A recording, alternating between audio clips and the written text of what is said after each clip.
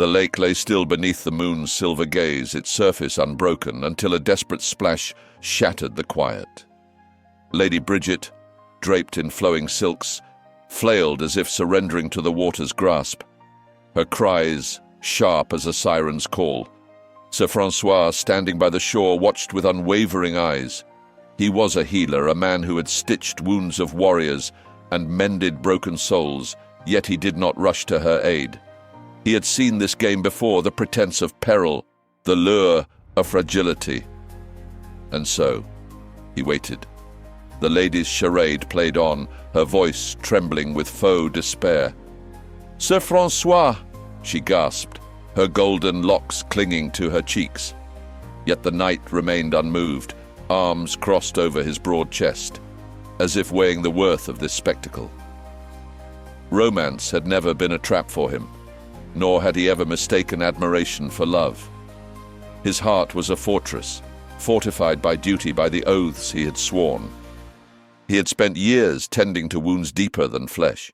He knew the difference between true need and a carefully spun illusion. Bridget, sensing her failure, abandoned subtlety. With a dramatic sigh, she drifted closer, her soaked gown clinging scandalously to her form. "Am I to drown for your affections?" she whispered, voice like the final notes of a tragic ballad. But Sir Francois only exhaled, his gaze steady. "If you wish to claim my heart, my lady, drowning is a poor method," he murmured, his tone neither cruel nor kind. There was a lesson in this, though whether she would learn it was yet to be seen. Even in rejection, Lady Bridget did not relent. She laughed, a bold, defiant sound. "Then, perhaps I shall seek another knight, one with less resistance." Her eyes, glinting like fire-lit rubies, held a challenge. She had been raised in halls where men bowed at the mere mention of her name. But Sir Francois, he was different, unshaken, unattainable, and that made her hunger for him all the more. Forbidden love had always been the most intoxicating kind. Sir Francois, ever the man of reason, turned from the lake's edge, his mind elsewhere. Love, true love, was a tale for poets and fools. His hands were meant for healing, not for clutching at something as fleeting as passion. Yet as he walked away, he could not shake the weight of her gaze upon him. Something told him that his path and Lady Bridget's had not truly diverged.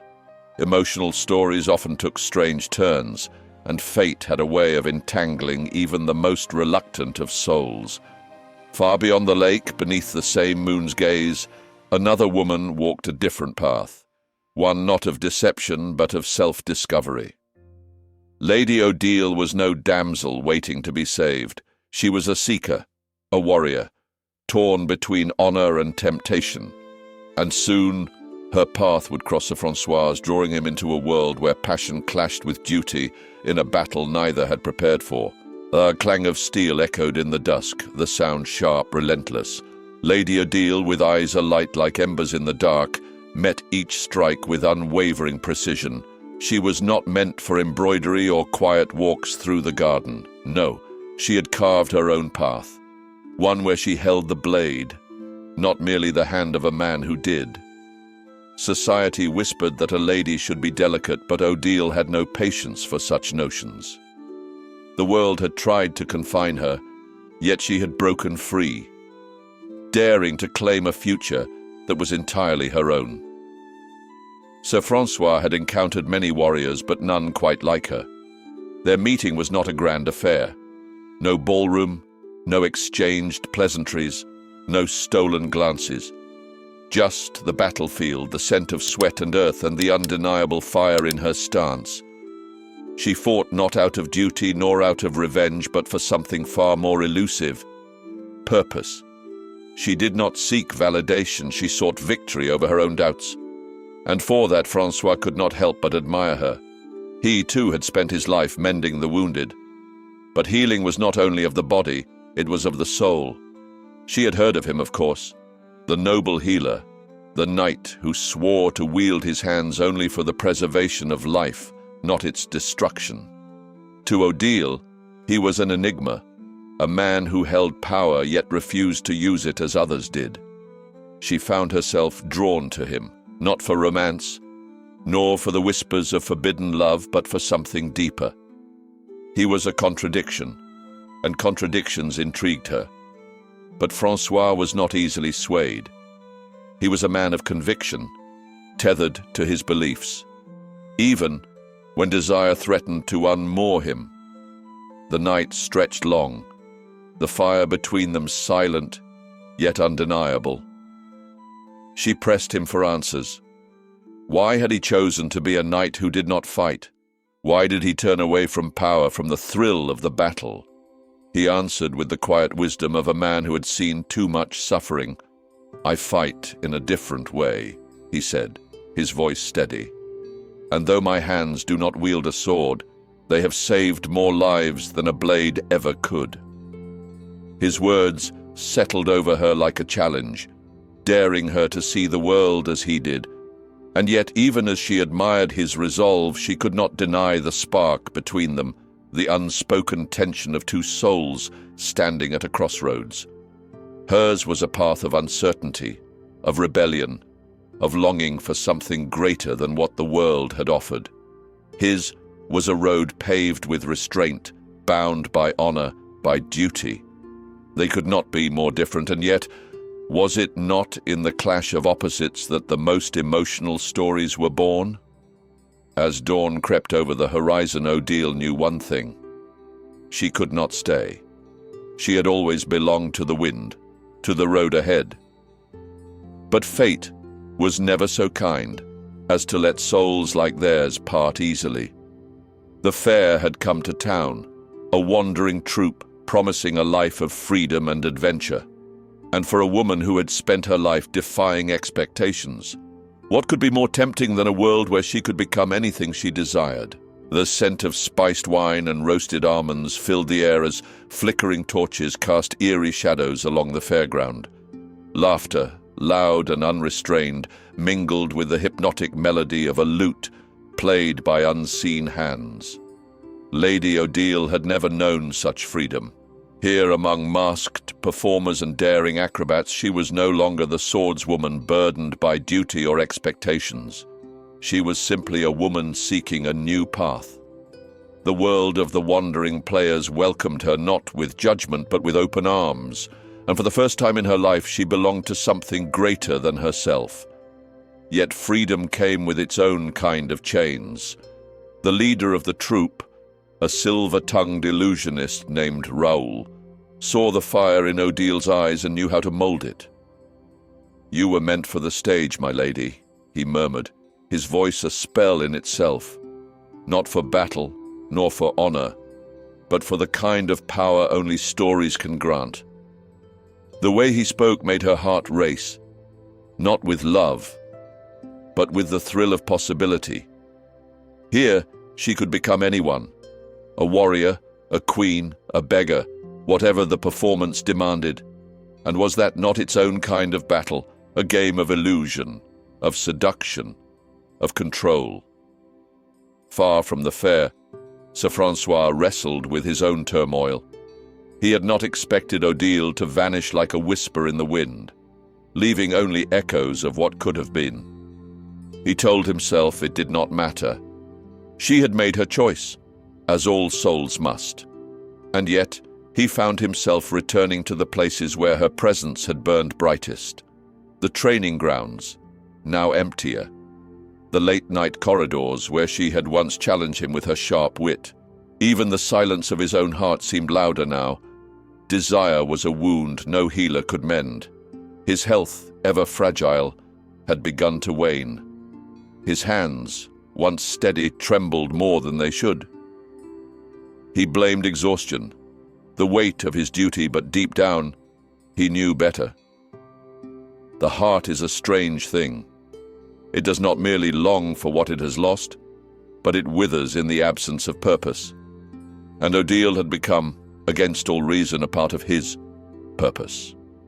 He had to see her again, not to claim her, not to change her course, but simply to know that she was well. The road ahead would be long, but he had never been one to turn away from hardship.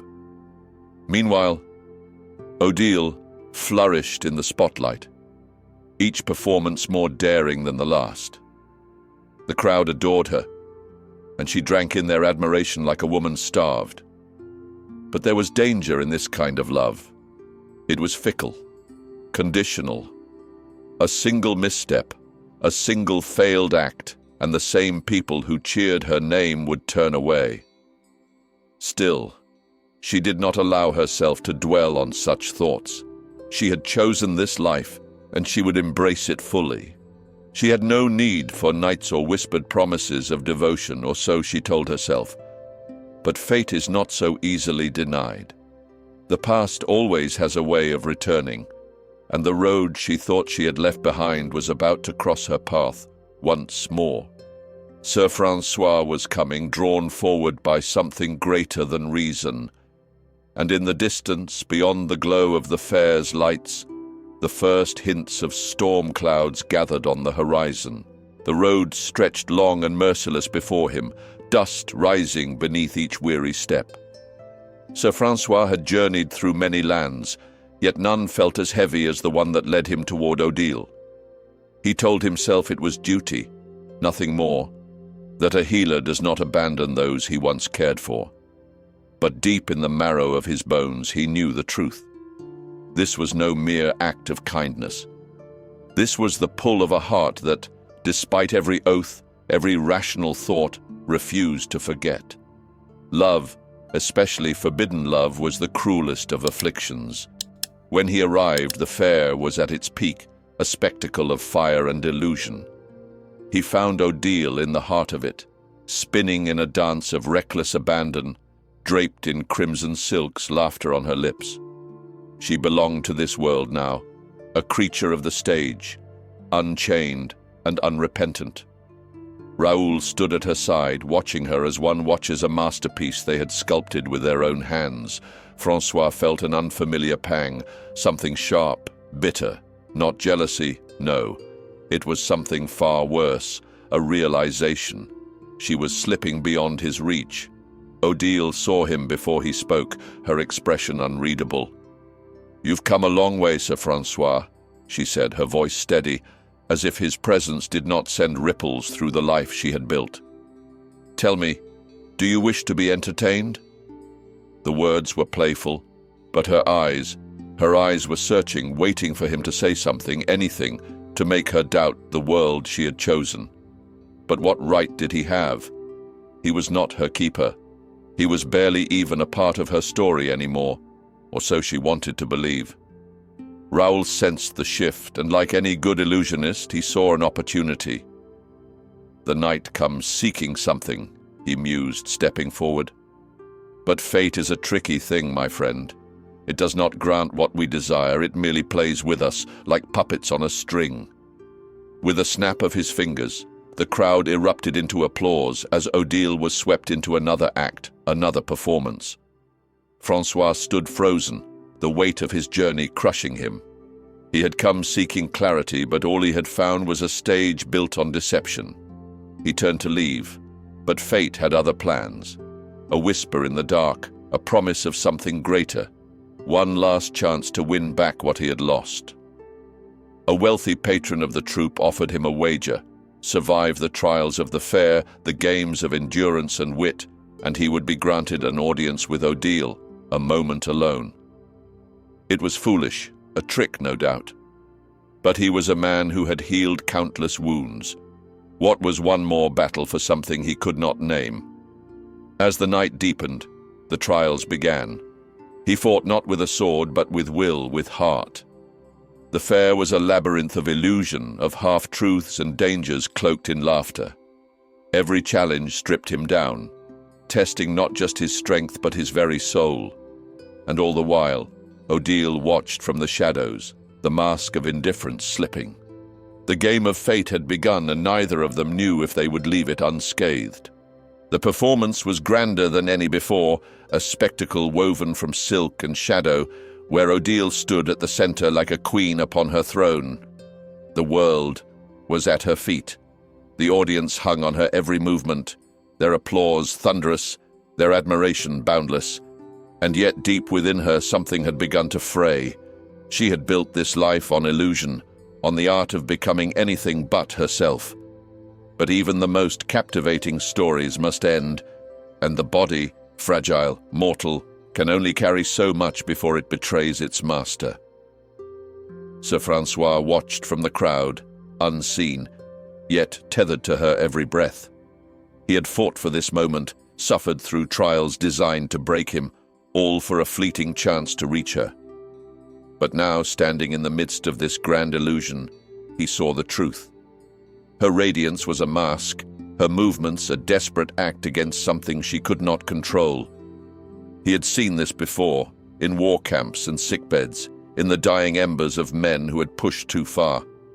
A healer knows the signs of an unspoken battle, and Odile was losing hers. Then, like a thread snapped too tight, it happened. A single misstep, a stagger where there should have been grace. The crowd gasped as Odile faltered, her body swaying, arms outstretched as if grasping for something unseen. Sir Francois moved before he could think, pushing through the sea of spectators as she collapsed onto the stage. The cheers turned to silence, the illusion shattered. He knelt beside her, fingers pressing desperately against her wrist, against the fragile pulse that flickered like a candle in the wind. Her eyes fluttered open, the fire within them dimmed. "I wanted more," she whispered, voice barely a breath. Not wealth, not fame, not the endless adoration of strangers, something deeper, something real. Francois swallowed against the ache in his throat. "Rest now," he murmured, his touch gentle, as if he could hold together what fate had begun to unravel. He had healed countless wounds, but some things, even the greatest healers, could not mend. The fair moved on as it always did, leaving only echoes of what once was. Sir Francois returned to his keep, carrying the weight of loss like a chain around his soul. The world, indifferent and vast, would not stop for one lost life. But he would never forget.